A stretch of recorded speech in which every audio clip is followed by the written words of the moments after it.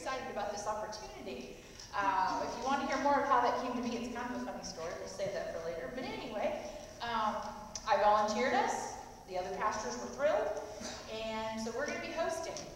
And what we're going to be doing is a worship experience. We're going to be doing this on Good Friday at 7 o'clock. And also as our Easter 10 a.m. service. It's going to be the same service, but trust me, sometimes hearing something twice, you get different things out of it. So don't say, I'm just going to come to one. Come to both, but we need you to be a part. We have lots of opportunities for people to help with this, and one of the main ways is choir. So if you can even enjoy carrying a tune somewhere on your being, not even in the bucket, right? We want you to come, and we're just going to have a great time with this. So that would be this Wednesday at 7:30. A couple other things I just want to highlight. You guys have been amazing. With our Heart Project that's listed in your worship folder, I have 4 bags full of stuff. And I'm going to get it up here so you can see what's been donated. We just have incredible stuff. This is for Uganda and Belize, for the missions there. Look at your bulletin, it's all there. One of the main things, and it's going to be updated in your next week's bulletin, I updated it for next week's based on what we've already gotten in. What we really need to hit hard is they need prenatal vitamins and children's vitamins as one of the big needs. The things you've brought, I'm going to kind of take off the list. Don't think we didn't need them. I'm just changing the list as I see what comes in. But those are 2 of the big things that are needed. So keep that stuff coming. I'm very excited about this ministry. And then my mother, who is going on the trip to Belize, has volunteered to come at some point and take 10 minutes of our service to show pictures of where our supplies went and what ministries are going on down there. One thing we forgot to mention this morning, if you need directions to Robin and Lynn's house, it's not difficult, but if I've never been there, I'd be a little intimidated on where is this place at. I don't know where this is. But if you need directions, see Robin or Lynn right there. Wave your hands. There they are. See me, because I've been there a few times, or one of us, and we'll help you get there because it's going to be a fun time tonight. And the one other thing I wanted to mention before we get going here is Hearts at Home is a women's retreat, March 15th and 16th. If you are interested at all, we need to have the money by this week to get the lower rate, which is $95, plus then we'll chip it for a hotel. So if you're interested in that, see me today. Okay. I took a week off of preaching to have our friend Jonathan come last week, and wasn't he a blessing? I have been singing Rescue all week in my head. I just love that song. He's just such a blessing to us. So I took a week off, so that means I get to preach double today, right? Jack said yes, so here we go. Doesn't he? We are embarking, continued here, on this all the way through the Bible this year. We've looked at Genesis, and today we're going to jump into Exodus and look basically at a lot of scripture in a quick, compact way. So I challenge you, for the stories that I breeze through here that you don't know well or that you struggle with, spend some time looking up Exodus 1 through 20 and getting those stories back in your repertoire, in your brain. Remember, this is not stories that were just made up or fables to teach us a lesson. We are talking about our human history this whole year. This is the truth. And today we're going to talk about Moses, deliverance to direction. We're going to go from his beginning all the way to the 10 Commandments. And we're breezing through a lot, so here we go. Hang with me. What the 4th of July is to the United States of America, we love that day, right? How many of us eat apple pie and corn dogs and cotton candy and all that naughty, naughty stuff, and then we go and stay up late till it gets dark and we watch fireworks in the sky? It's a big deal, right? The birthday of our country. It's a huge deal that many celebrate in this country. The 4th of July.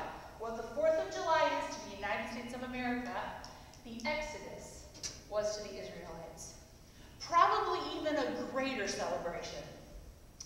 But what we know about Scripture is so beautiful, and how God continually, from the very beginning of creation, all the way through to the promise of his return,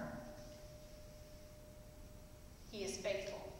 He is there for his he shows up however it is that we need him. So let's start at the beginning here, Exodus 1. Let's just read a few scriptures here together. Eventually, a new king came into power in Egypt and knew nothing about Joseph or what he had done. And that's where we came from in our last study. He said to his people, look, the people of Israel now outnumber us and are stronger than we are. Let me pause there. Remember, famine happened, and so a whole lot of Hebrew people moved to Egypt just to survive, just to be able to eat. Now let's pick back up. We must make a plan to keep them from growing even more.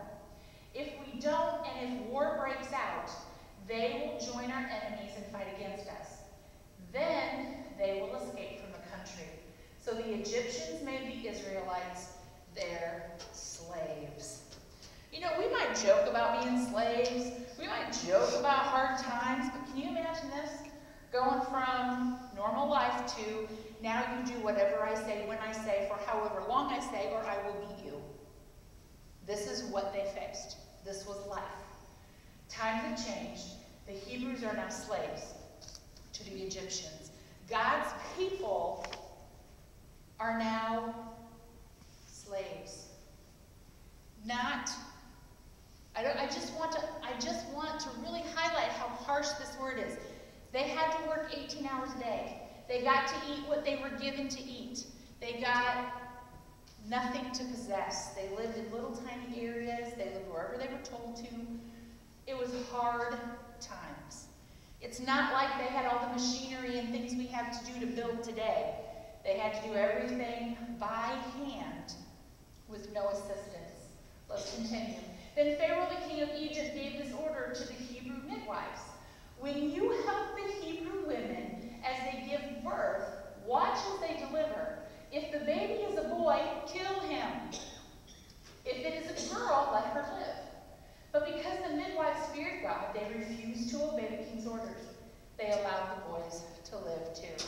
So now, an attempt is made to eliminate the Hebrew people. But God has different plans. You know, we can be this selfish, and we have to be really careful. United States of America is not the only way to live. Do you know that? And so often we think we have it all figured out, and we're the only ones who know how to do it. Well, that was the problem with the Egyptians. They didn't want God's people to continue. And so they attempted to get rid of all the boys. So there's no way that the Hebrews would continue. Eventually it would all fall into the Egyptians. So let's just kind of summarize a little bit of what's going on here. You can fill out your paper while I talk here for a few minutes. So Moses was born, and fearing for his life, Moses' mother had a plan. This is a godly woman. This is an incredible lady who wanted to save her son.